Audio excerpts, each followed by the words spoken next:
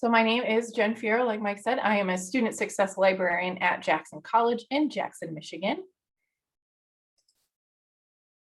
So I thought, since this is a presentation about trivia, that we would start off with a little trivia question, and you can just type your response into chat or just kind of like think it in your brain if you want to.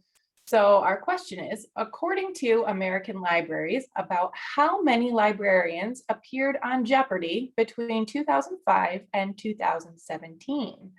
Was it A, 25, B, 75, C, 150, or D, 200?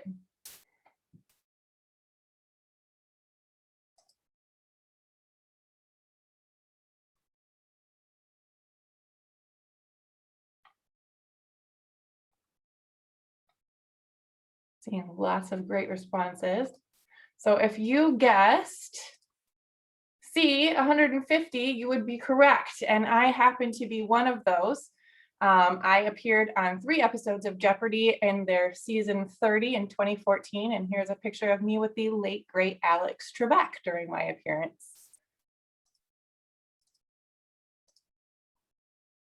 And yes, it was amazingly fun, and I'm happy to answer any questions about that afterward too. So I just have some learning outcomes for our session. I want you to be able to learn to think creatively about collaborating with other departments for outreach events and to have the tools to create trivia events for your own campuses.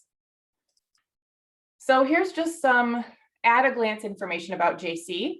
And this is from 2019. That's the more recent data that I could get that kind of encapsulated what our campus looked like in the before times. So we have about 2/3 of our students are under 24. The other 1/3 are over 25. In fall 2019, our enrollment was about 5,265, and our FTE is about 3,500 as well.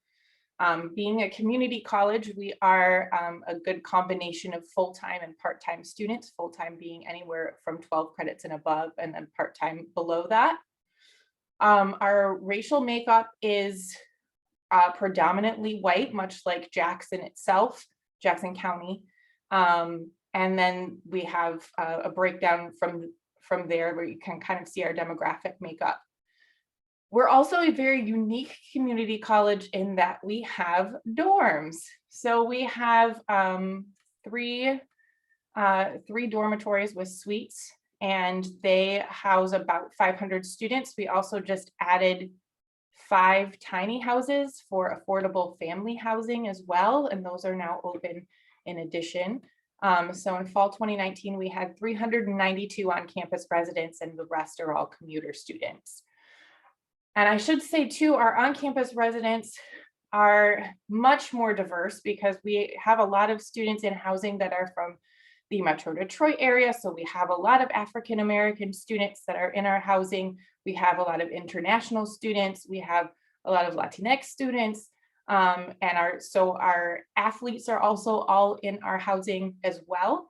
So we tend to get much more diversity in housing and in the library as well, because we're kind of in the middle of campus. So if you come in the library, the campus looks a lot more diverse than it does on that than it does on our demographic sheet. So it's really interesting. In terms of our library makeup, we have 5 employees. We have 2 full-time, 1 director and 1 full-time library associate who manages our circulation. And then we have 3 part-time employees. All of our librarians, including myself, are part-time. We have no full-time librarians. And I'm kind of the lead librarian, and I'm there 27 hours a week on average. So you might be thinking, why partner with Student Life? That's kind of the whole thesis of this presentation. So for us, Student Life has added assets for us that we don't have in the library. So they have more staff available to help with activities, more student workers. They have an established base of students that come to their events, and additional funds for prizes that we don't have in the library because we're trying to use those for a bunch of other things.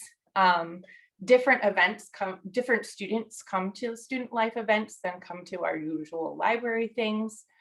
And they also have like a dedicated space for student life events. It's called the Jets Hangar. It's the former Michigan Space Center. So it's a very oddly shaped dome-like building. And it has an actual like decommissioned airplane in the ceiling. So we are the Jets, so it's the Jets Hangar.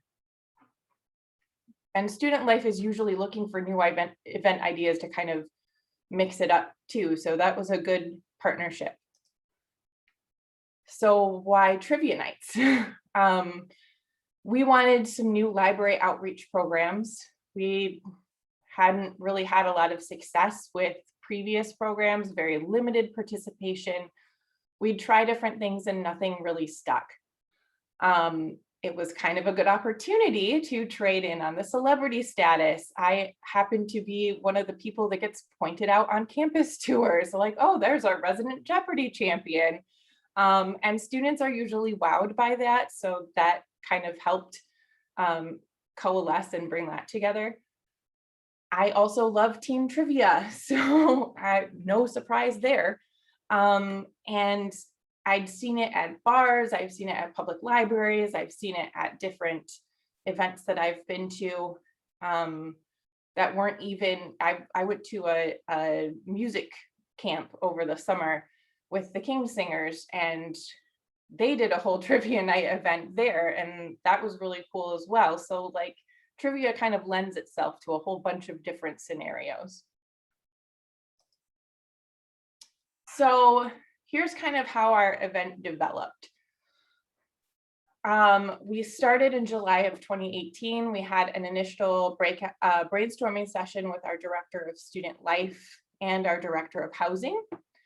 And I involved both of those because we have a lot of overlap between students who are participating events between student life and in housing, because Jackson College is in the middle of a bunch of cornfields and there's not a lot to do. So we have a lot of culture shock for our students that come from cities and come out to be dumped out in the middle of cornfields and are looking for things to do, especially if they don't have a car. You need to drive to get anywhere from our campus. We do have a city bus, but the schedule is not awesome, let's be honest. So they really need things to do. So that was where that conversation came with both of those individuals. We kind of talked about different things during that meeting. We thought about doing those packaged trivia games like Sporkle Live or something like that. But most of those required like a commitment of doing things every week, or were very expensive, and that just wasn't something that we could really sustain. So that we kind of went without that and decided to make up our own question sets. So in August of 2018, we came up with a schedule. We submitted our materials to marketing, and they posted those around campus and online. And then we started our fall season of trivia in fall of 2018. And we did a series of 6 different events. And those were every other week, just about throughout fall semester. And then the 6th was our championship event. So that was where we crowned our champions for the season. So it was a whole season long thing where you got rewarded for coming multiple times. So then I kept getting asked, when are we going to do this again? So we started it again in winter 2019. And our student life director helped me write the questions that season. He actually wrote almost all of them, and I just showed up and read them off and hosted and helped him with things, because I was writing all the questions. You can imagine with me being part-time, that got to be a lot.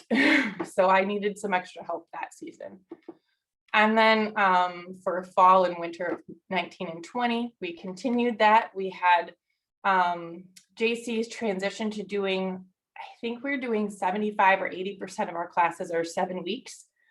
So that kind of complicated things because midterms were happening all over the place and finals. And so attendance got a little bit weird. And then obviously in winter 2020, that semester was interrupted by COVID-19. So we had about 3 sessions and then, you know, the rest. So then we kind of took a pause. We kind of thought about different things that we could do. Student Life was having very little success with Zoom events. And then ultimately our Student Life director left in January of 2021. And at that point I was going, oh no, what's going to happen with trivia? And I was approached by our multicultural office to do some Black History Month trivia. So that has been where our virtual trivia has come in. And we had some fun with that too. And I'll touch on that in a little bit. So our overall structure for our trivia nights, we held these events in the hangar, so in the student events area, not in the library. They were staffed by Student Life student workers. I hosted and assisted and helped with different things. And then the Student Life director also helped direct things. We had snacks available. Snacks always are an attraction. And then we would use a microphone. I would make presentations for each of these, much like this one that you're looking at now. And we would put those on a large projector in the center of the hangar that they also use for doing movie nights and stuff like that. And then it would be on a series of TVs around the area as well. There's a series of tables that are scattered around there. And so you could see questions from different points. And then I also had like a little clicker to help me advance the slides and talk at the same time. We also tried to get our employees to participate. You'll see for our rules, we gave bonus points if you had a JC employee on your team.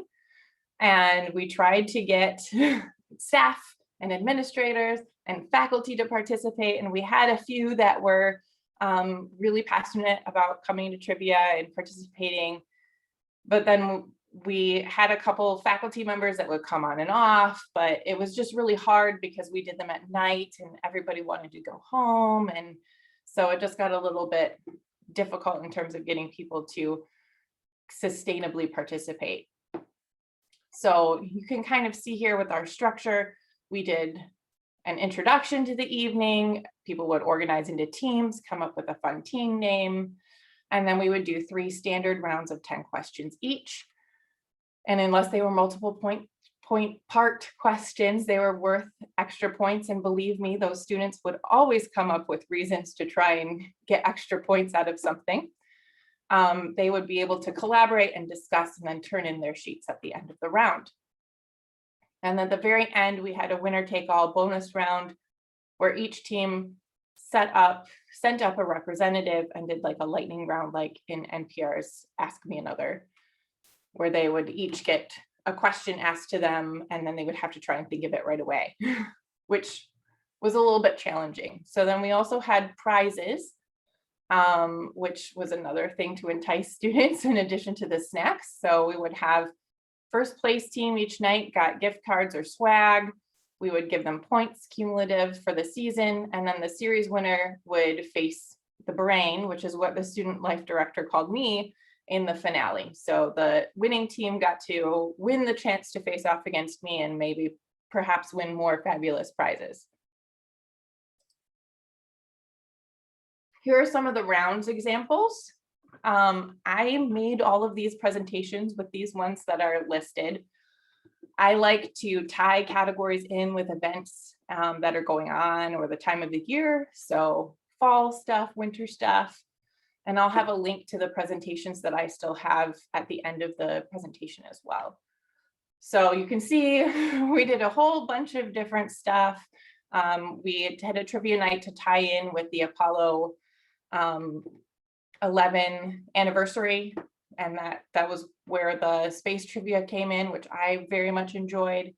The really popular one was the Name That Tune. That was an audio clip. That was very fun.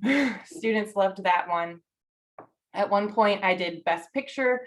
our best song winners from the Oscars, at which they made me sing all of them, which was actually okay because I do sing, but it was it was definitely a vulnerable moment with me and the students, but they appreciated it. And then our bonus rounds, we had like superhero alter egos where I would name Bruce Banner and they had to say the Hulk or something like that back to me, which was, it wasn't as easy as I thought it was going to be, but I think that's just because I'm a giant geek.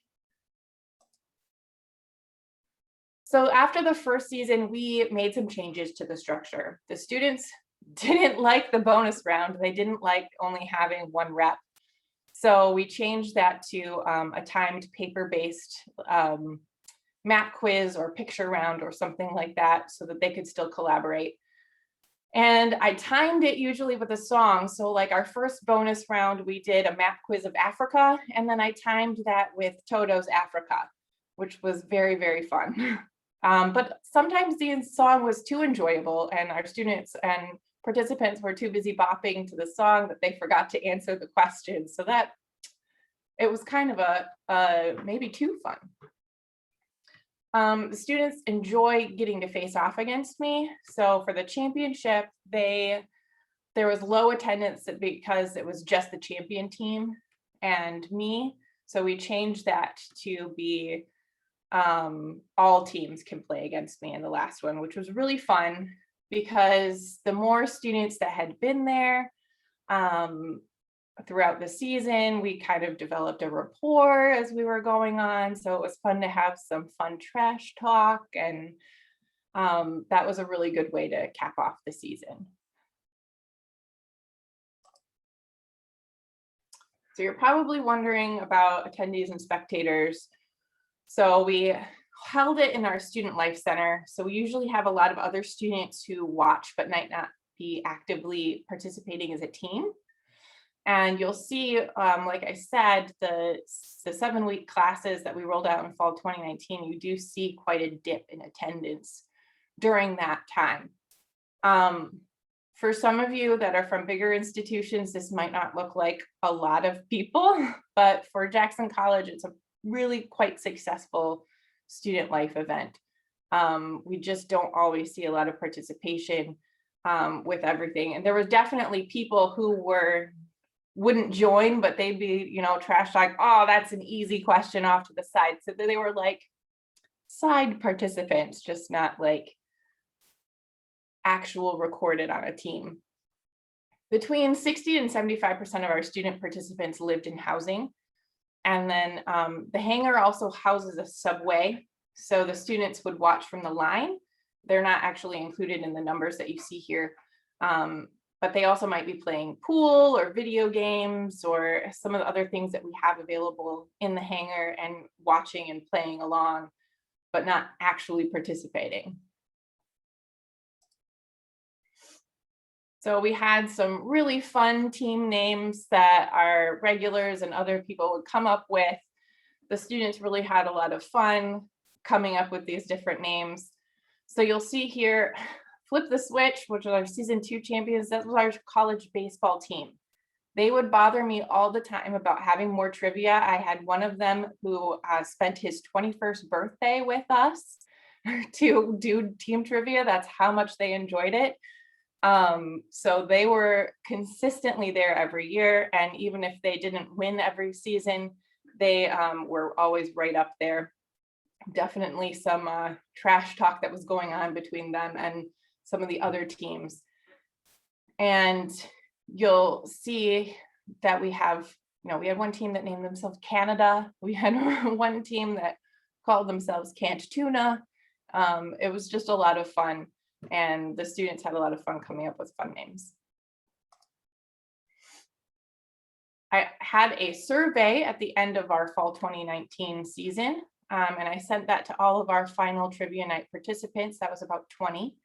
And that was all team participants who volunteered their email addresses. And then I didn't survey spectators. I had 12 responses. And you see that they all really, really enjoyed their time doing trivia.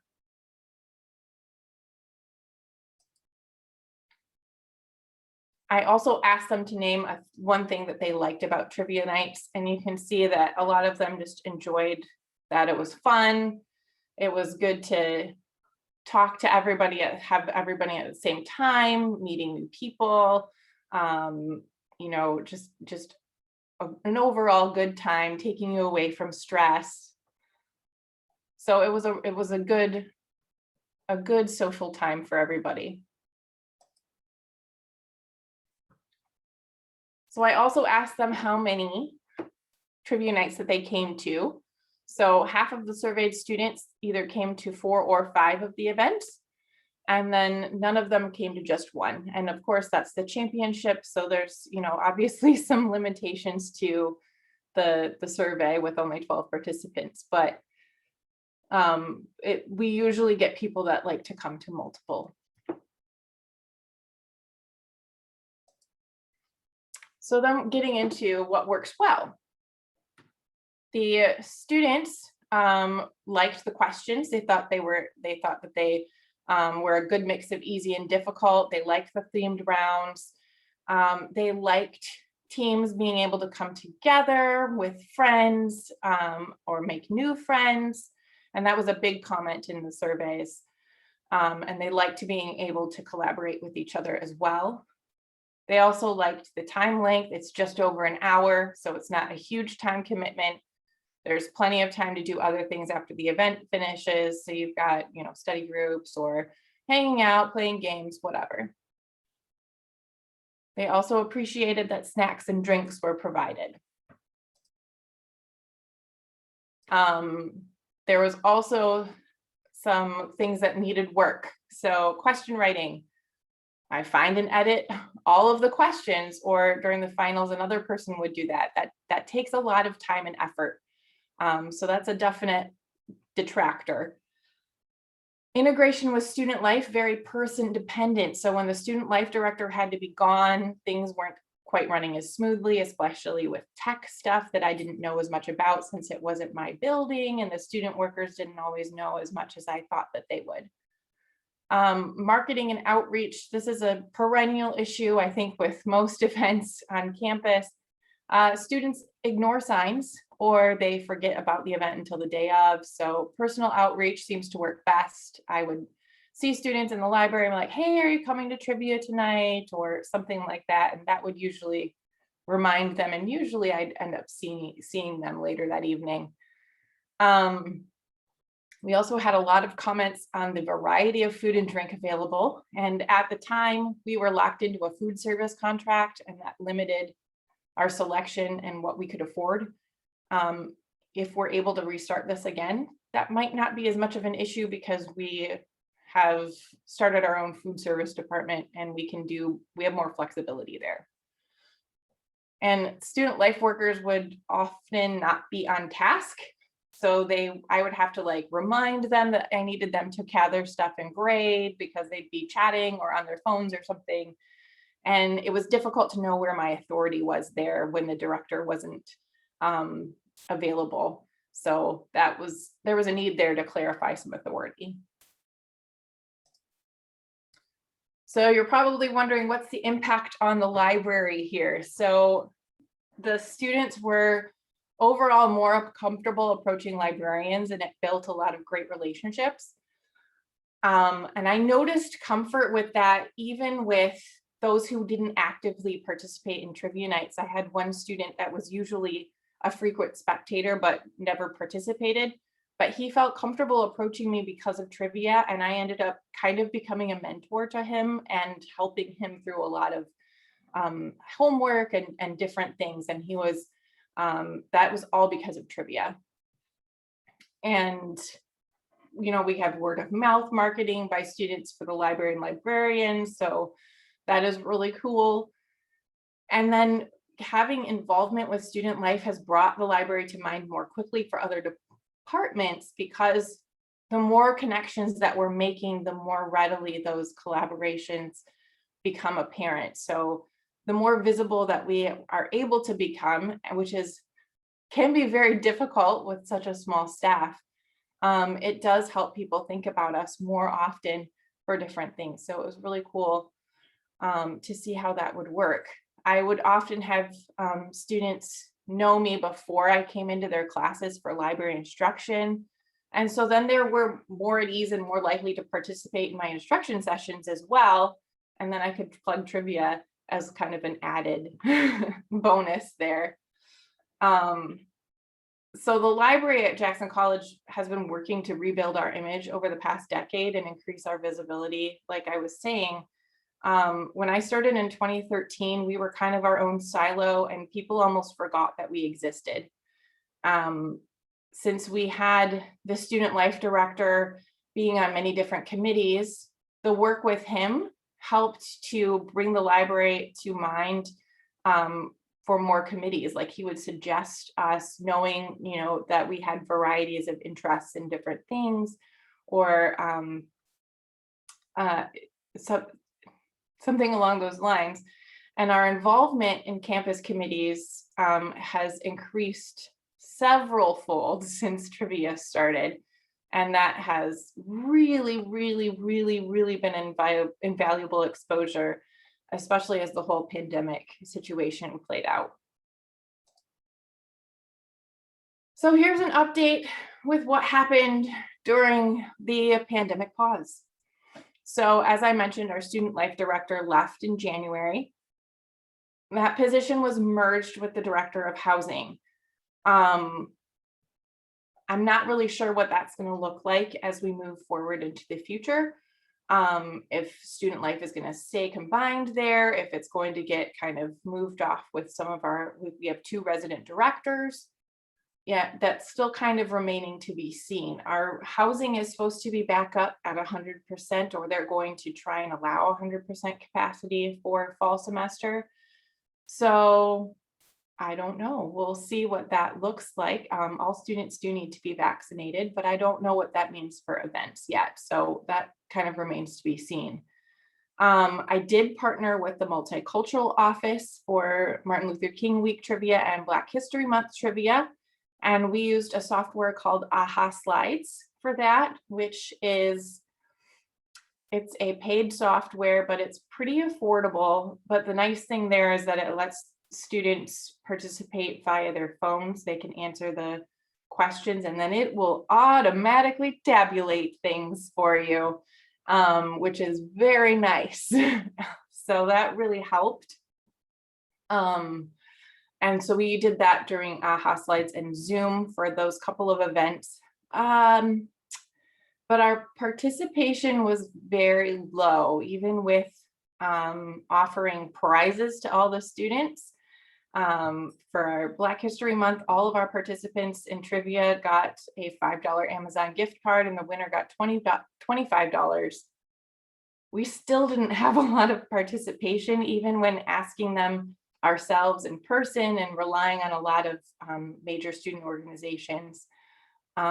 So I think that was a lot of different combination of factors. People are kind of sick of Zoom events at that point. So we'll kind of take some of those lessons and move forward with that. But that was kind of what it looked like during the pandemic. So in the future, we are looking for new partnerships. So as our student life department kind of doesn't exist at the moment, we're working more with other departments. And so I would like to work with the Multicultural Office again, because they really did like trivia and they've done that in person before. We have a TRIO program. We have our Center for Student Success. So I would like to explore those collaborations and working more with that to increase that engagement. We've been invited to the Pathways Showcase before by the Liberal Arts Department. Now that was, in the before times. So we'll have to see what happens at that point. So that might take a little bit to shake out, but I would like to use trivia to introduce library concepts for sure. And then we might do a staff professional development event where we use trivia nights in a workshop and then do something like that. So that are some ideas that have been bouncing around. So some final thoughts. I just think everybody wins with trivia. So like I said, partnering with Student Life, it opened us up to a new audience, a new venue. Students have felt more comfortable approaching us as librarians outside the library, because they're not just seeing me in my context of the library reference desk or in the front of their class. And Student Life had some different students that would come to trivia night events than would attend their other events. So it was kind of a good win-win situation for everyone. And with that, we can open it up for Q&A.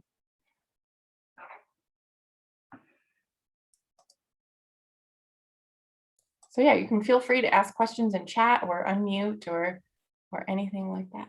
Thank you very much, Jen. And I see we have a question from Juliana. Hi, and thanks so much for a great presentation. It's really fun to see gamification with academic libraries, so thank you. I'm curious about your push with getting more involvement from staff or faculty. Were you specifically looking for library faculty and staff to engage, or just anyone across campus?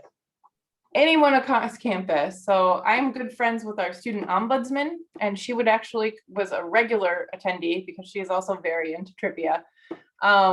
And then our housing director was in for a little bit, and we had some faculty members, but usually because our library staff is so so small, I was the only one that was able to be there. Our library associate would help on our finals night, and that we had to really bend backwards to make that happen because we didn't have coverage for the evening. But I know he also likes trivia, so he would have liked to be able to come more. I tried to get our student workers involved too, and just didn't work out sometimes. Great, thank you.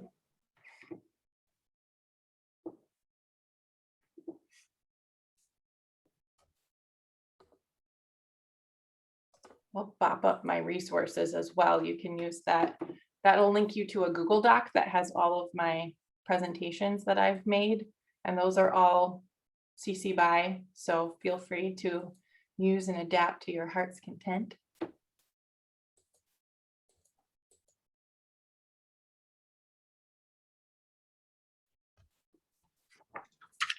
Can I ask a question about Jeopardy? Is that okay? Absolutely. So, okay, I've actually taken the test. It's really hard, so kudos to you. But I'm curious, when you are actually selected for the show, do they give you a giant list of categories that could potentially be picked for the game, or you really truly don't know? You have no idea. Okay, so there's no way to study for it in preparation for the, okay, I wasn't So sure. there are some forums out there like JBoard and whatnot that kind of do some statistical analysis on historically big categories. So you can maybe kind of do that. My idea was, I know what I know at this point. So, and I made it this far, so I'm just going to go and have fun. But it was a lot of fun. Another thing is that you do have to pay your way out there. But they do give you discounts at a hotel, and then they'll drive you to the Sony Pictures lot in the morning, bright and early, 7:30. But it's West Coast time, so. And they do tape a week's worth of shows in a day. So the Monday, Tuesday, Wednesday shows are before lunch, and then after lunch were Thursday, Friday. And then if you win Friday's show, then you come back the next morning, which is what I ended up doing. I just really wanted to stay for lunch. I wanted to get lunch at Sony Pictures lot, which was fun because they had all the people going around with their costumes from different shows that they were extras on, and that was cool.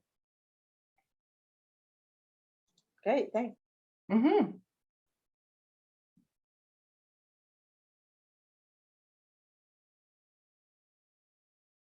Well, if any of you are interested in doing something like this and you want to pick my brain, please feel free. My email is up there. So.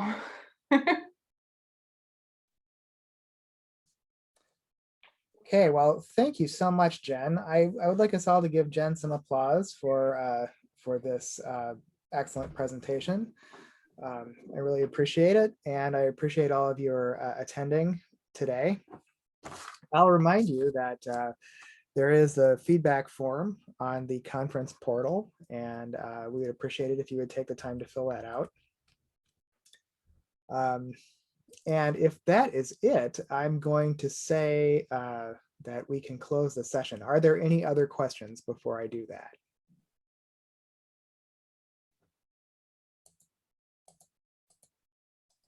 Well, thank you to everybody for coming and spending your last Miela session here. Enjoy your weekend. Okay, well, have a nice day, everybody.